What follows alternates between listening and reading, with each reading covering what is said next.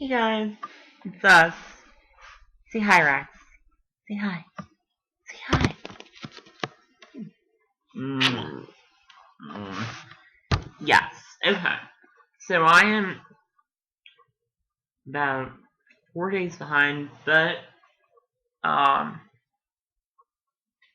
my plan for today is read all day. I did read The Alchemist between Thursday and Friday, and I read Avenger Strategy Saturday, Sunday. So today I'm making those videos. And then I'm doing the two that I had to read on Saturday and Sunday. And then today's play I'm going to read tomorrow as well as the one for tomorrow. So that is the plan.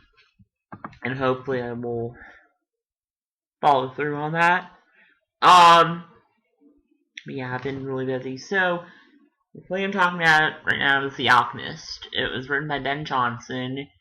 He was born 1572 and died in 1637, along with Middleton Shakespeare. He's probably one of the best playwrights of the Renaissance era, English Renaissance era, and definitely thought to be the best comedic writer. The Alchemist kind of draws his sources from, unlike Shakespeare, who like drew from sources, this actually was a satire, and it was reacting to Jacobean times when people were um, taking advantage of one another to get through for business, to succeed, as is true for our society. Any society, people take advantage of one another, manipulate each other, um, and connive one another to get by. But also alchemy, the idea of turning base metals into gold, and black magic was a popular topic at the time, and it's being satirized in this. So the first performance was written for the Blackfriars Theatre, but it was performed in Oxford in 1610, really, and then in London later on. And it was performed once at the court in 1613 and once in 1623.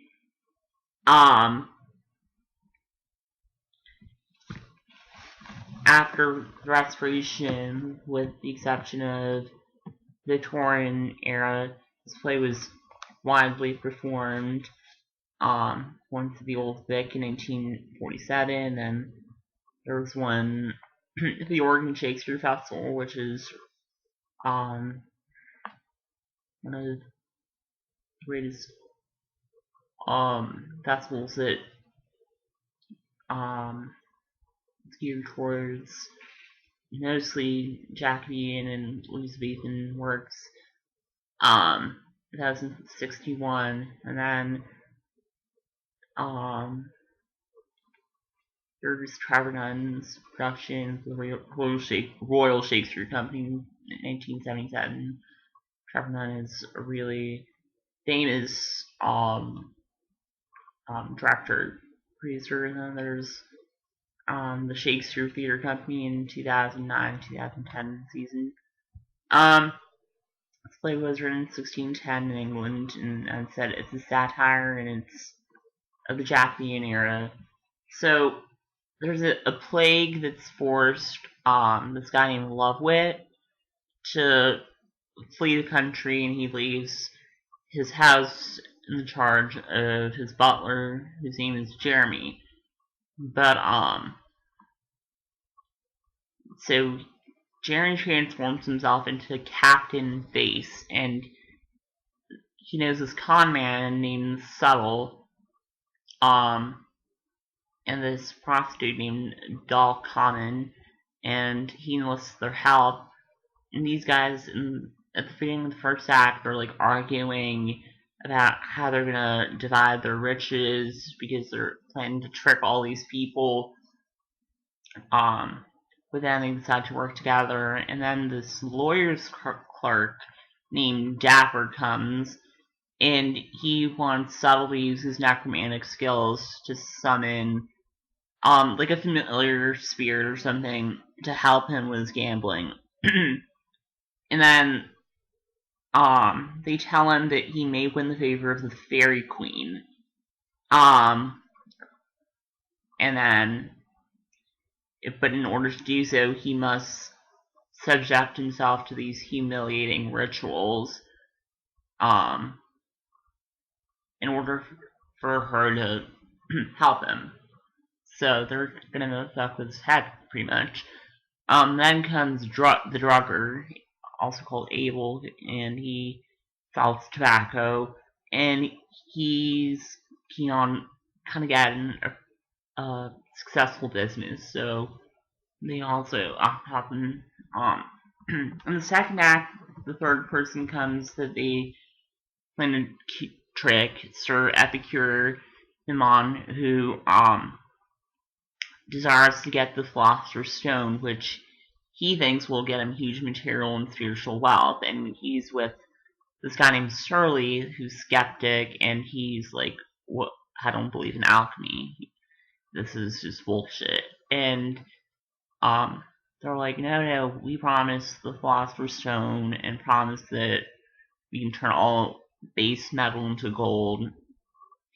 And Surly thinks that Subtle is a thief. And then Nemon accidentally sees Doll come in and is told by them that she's a Lord's sister who's gone mad. And later on, Subtle becomes angry with his Anabaptist. His name is what was it? Script. Ananias, and demands that he should return with, he's like, "I'm not going to talk to you until you bring a more senior member of the religious sect," and that's Tribulation. So the drugger returns, and he's given all this false advice about setting up his shop. He also brings news that there's this rich widow named Dame Pliant and her brother who've just arrived in London. And Subtle and Face, slash Jeremy, who are both very greedy, seek to win the widow. So, that she's rich. So the Anabaptists return and agree to pay for goods to be transmuted to gold. So these are the fourth victims we have. And these goods actually belong to Nemon, and Dapper returns, and he's promised that he shall meet the Fairy Queen soon. And the drugger brings Castrol, that's the brother of the dame, who is kind of told that Settle's a matchmaker, and the drugger is given to understand that proper payment might secure his marriage to the widow. So the drugger wants to marry that widow. Dapper is blindfolded, and then they humiliate him. And when Memon returns, they gag him and throw him into the privy. So Memon is introduced to Doll, and he's been told that Doll is a nobleman's sister, and yeah, she's gone mad, as I said before. But he compliments her, and Castrol comes with his sister, the dame, and the widow kind of captivates Face and Subtle, and they like fight over who's gonna have her. Surly comes in as a Spanish nobleman, and Face and Subtle believes that the Spaniard doesn't speak English, and they insult him and all that kind of stuff. It's pretty funny, and they believe she's come for women, but Doll is elsewhere in the building with Namon. So Face has the inspiration of using Dame Pliant, the sister of Castrol, and she's reluctant to be a Spanish countess, but she's kind of persuaded with her brother to go off with Surly, and then Treacherous want to get rid of Milan, so Dahl tries this there's this explosion in the laboratory, and the lady fears brother, again, his name is, I just said it, Castrol, is hunting for Milan, who leaves. Surly then reveals his identity to Dame Pine in hopes that she'll look past it, and then he reveals his identity to Face and Subtle and kind of denounces him, and then Castrol, the driver, and Anais return and are set onto Surly, who retreats. So the driver is told to go find the Spanish costume to have a chance of claiming the widow. And then, so the driver is going to be, pretend to be what Surly was in disguise. And then, Dahl comes in and says the master of the house, Lovewit, is returned. And he's interrogating the neighbors. And Face is now Jeremy again, and explains that there can't be any visitors in the house because it's been kept locked up because of the plague. But Surly, Milan, Castrol, and the Anabaptists return. There's a cry from the privy, and Dapper is chewed through his gag, and so Jeremy / Face reveals everything. He promises if Lovewit forgives him, he will get him a rich widow. And then Dapper pretty much meets the Fairy Queen, and he happily leaves, and then the drugger delivers Spanish costume is sent to find a parson. And then Face tells Subtle and Dahl that he's confessed to Lovewit, and the officers are on their way, and Subtle and Dahl have to flee empty-handed. And the victims come back again. Lovewit has married the widow and claimed Milan's goods, and Surly and Milan depart, and then the Anabaptists and druggers go, and Castrol accepts his sister's marriage to Lovewit, and then Lovewit thanks his servant.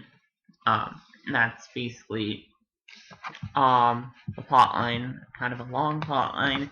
Yes, this is a complex plot.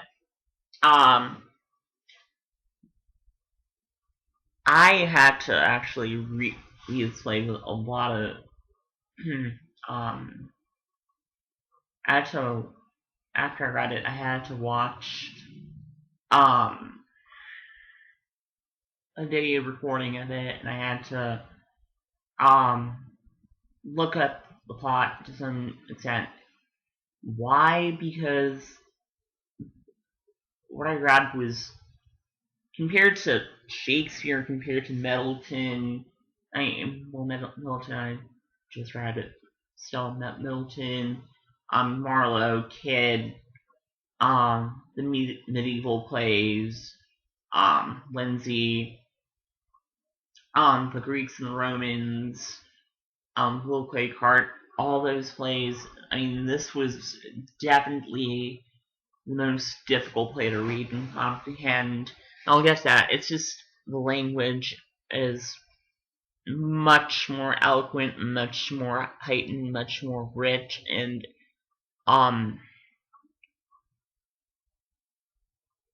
so while I read it in 2 days, like I actually read it twice, and then I'm just like struggling with it. I'd say this play required me to spend more time on it and concentrate heavily on it. But okay, moving along, let's talk about the characters. So, Subtle, Face, and Dahl Common are the tricksters. And they are all of lower class, and they are fooling other lower class people like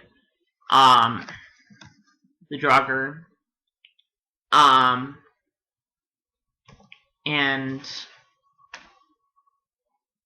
who then middle class people like Sir Mimon and Skeptic, Starly, and religious people, and a lawyer's clerk that's Dapper, and Londoners.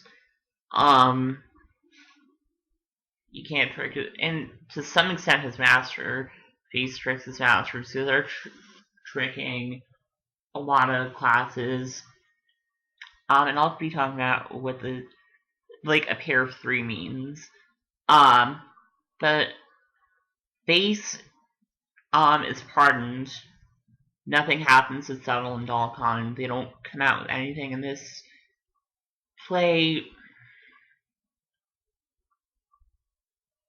In terms of modes, I mean, yeah, it's a satire, but I'd say it's some. I think I talk about modes. I think I'll make a video where I talk about modes in particular, but play borders around irony and comedy. As there's no gain, there is an ending with lovers meeting, but there's no clear-cut resolution from this play, no lesson learned. So most of the characters, except Surly and Lovewood, are the fools. And all the characters we see are taken advantage of, from religious, from law, from knights to salesmen. All these characters are being tricked and taken advantage of. Now this takes me into the themes of, in my analysis, equality by gullibility.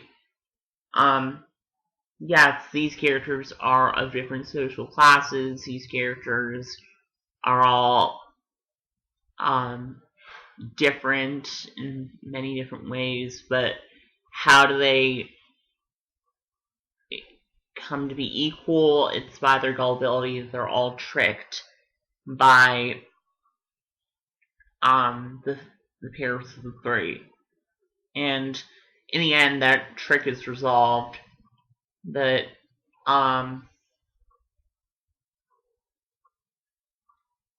this play kind of argues that in our minds, in our human flaws, in our intelligence, whether, I mean, some people are more educated and some people aren't, still are a vulnerability to being tricked and deceived and being taken advantage of and manipulated.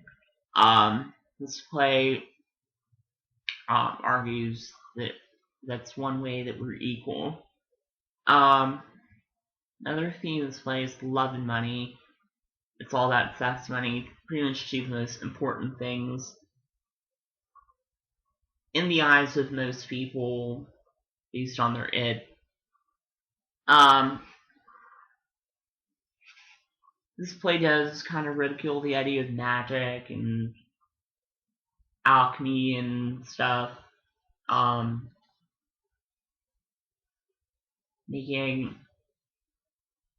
a more scientific, more realistic worldview in Visceral themes. One thing I see in the characters are Roman triumvirs. I see that even though there's three of them, they act together and they're so incompetent. And we had comparing them to Anthony Cleopatra's Lepidus and Mark Antony and Octavius Caesar. Face is as a captain, you can compare him to Octavius Caesar, and the other two compare them to Lepidus and Antony, and how a party of three, how they argue over stuff, and how there's disagreement, and how one person's always the weakest link. It could be argued that Anthony and Lapis were both the weakest link. So, yeah, I would say that I'd compare them to Dalcom and Subtle.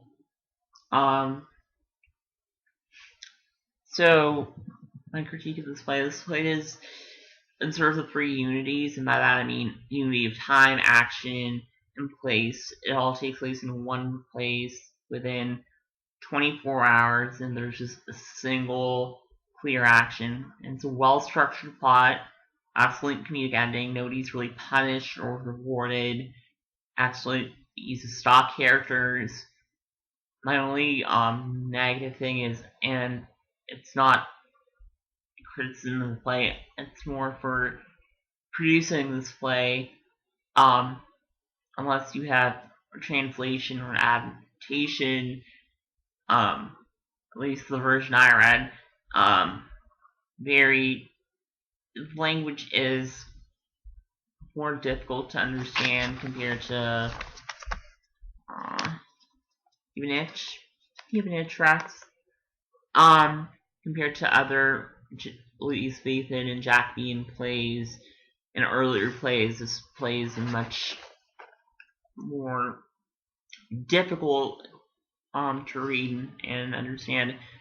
It does make connections with Faustus and the Tempest in its discussion in alchemy and magic, and it does connect with Mandrake with its manipulation and deception and casting everyone's idiots as a satire.